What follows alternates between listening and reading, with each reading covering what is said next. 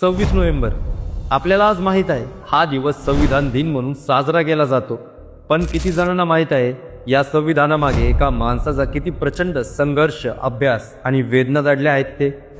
हो, ते माणूस म्हणजे भारतरत्न डॉक्टर भीमराव रामजी आंबेडकर, ज्यांनी फक्त संविधान लिहिलं नाही, त्यांनी भारतीय माणूस म्हणजे काय हे पारिभाषिक केलं. संविधान लिहिण्यासाठी लागले 2 वर्ष, 11 महिने आणि 18 दिवस.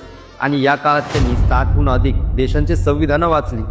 त्यातून आपल्या भारतासाठी योग्य काय आहे हे निवडलं.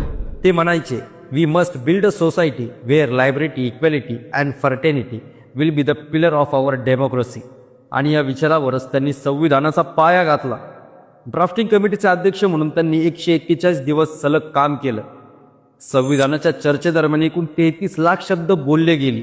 त्यापैकी जवळपास 2,60,000 शब्द फक्त डॉक्टर बाबासाहेब आंबेडकरांनी स्वतः बोलले होते. आज आपण ज्या फंडामेंटल राईट्स, डायरेक्टिव्ह प्रिन्सिपल आणि इक्वॅलिटीबद्दल बोलतो, ते सर्व त्यांच्या विचारावरच उभं आहे. त्यांनी ठरवलं या देशात कोणालाही जात, धर्म, लिंग यावरून भेदभाव सहन करावा लागू नये. बालपणापासूनच त्यांना पाणी प्यायलाही मनाई होती. शाळेत बसायचं होतं पण जागा मिळत नव्हती. ते स्वतः म्हणायचे, मी अशा समाजात जन्मलो जिथे माणूस म्हणूनही गणना होत नव्हती. पण त्यांनी हार मानली नाही. अमेरिकेत, इंग्लंडमध्ये, जर्मनीत शिक्षण घेतलं आणि एक दिवस आपल्या देशाचं भविष्य लिहिलं.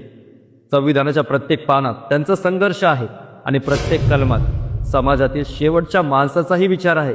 ते म्हटले होते, if I find the constitution being misused I shall be the first to burn it. कारण त्यांच्या दृष्टीने संविधान म्हणजे फक्त कायदा नव्हता, तर तो होता न्याय, समानता आणि माणुसकीचा धर्मग्रंथ.